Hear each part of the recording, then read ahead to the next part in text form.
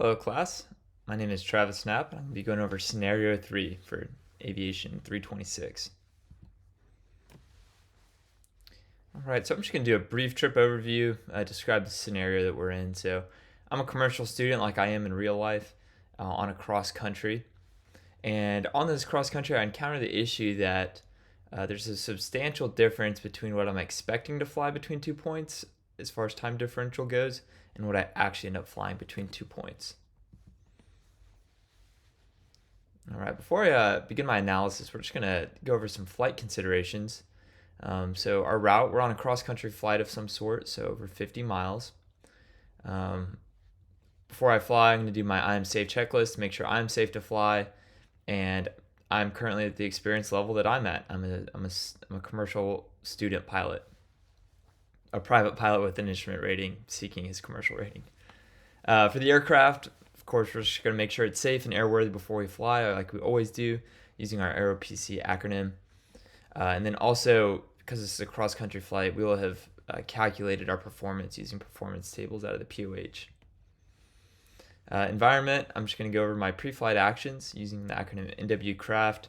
And then external pressures, really the only thing I could think of is that I might be feeling rushed to finish my commercial license. In a sense, the way I'm really feeling, so I can get a job quickly. So it makes me want to complete every flight that I begin so I don't have to go back and redo it and push my timeline further back.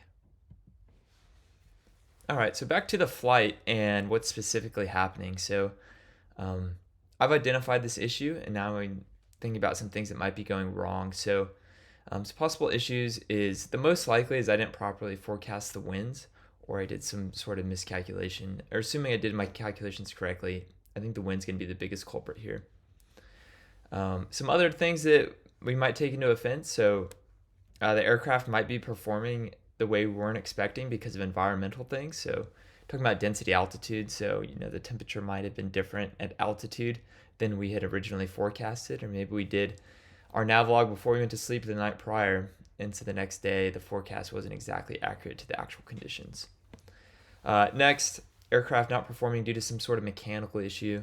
The engine's not getting enough air. There's a blocked port or air filter or something. Magnetos aren't properly firing. Spark plugs are fouled. Something to that extent, where the airplane is still able to fly. It's just not performing or giving us the airspeed that we thought we might originally achieve. Additionally, there might be excess drag. Maybe we left our tow bar on, and the tow bar is taking 5 knots off our ground speed. And then lastly, just miscalculated performance. We're all human. Occasionally we make errors. So it would not be unlikely that we did something wrong in the calculation phase. And it's not too late to recalculate that in the airplane, especially with great devices like ForeFlight, where you can literally drop 2 fingers down and it'll give you a brief calculation performance, speed, time, and fuel performance based on the aircraft profile you have in there. All right, so I just want to talk quickly about, this is why we have the decide model. This is straight out of the PHAC. We detect the change, estimate the need to counter the change. So in this instance, we're detecting, hey, our time differential's off. Now we need to figure out, do we even need to do anything, or should we just keep flying? Depending on the cross country we're doing and how much fuel we have. And the reason why we end up determining the issue exists, we might not have to do anything. Choose a desirable outcome for the successful flight. For me, it's going to be to get to my cross-country destination and back to my original airport. And then identify actions that could successfully control this change. So this could be running checklists. This could be recalculating our performance. And then do the necessary action. And then evaluate and see if we're going to be able to make it safely to our airport or not. And then we'll just cycle back through the decide model and make our decision if we need to divert, if where the performance we are having is within parameters and is still going to get us to our destination. We won't have to do anything. All right, so some solutions and troubleshooting. So like I mentioned, recalculate. I could pull up my performance tables again and make sure that I was using the right performance tables and that we're in the ballpark of how we should be performing.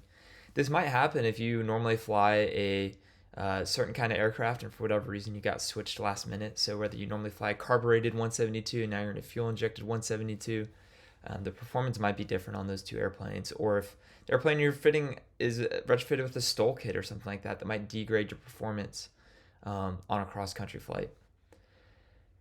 All right, and then lastly, just checking ground speeds on our GPS.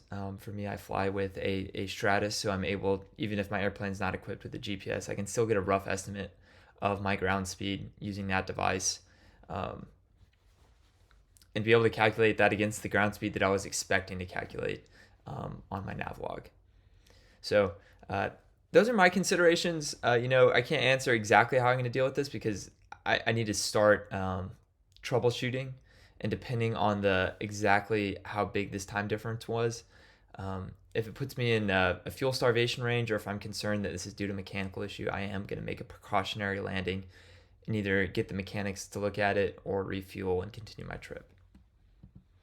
All right, and then just in closure, there's my reference of the P-hack. So looking forward to y'all's videos, looking forward to your comments. See you next time.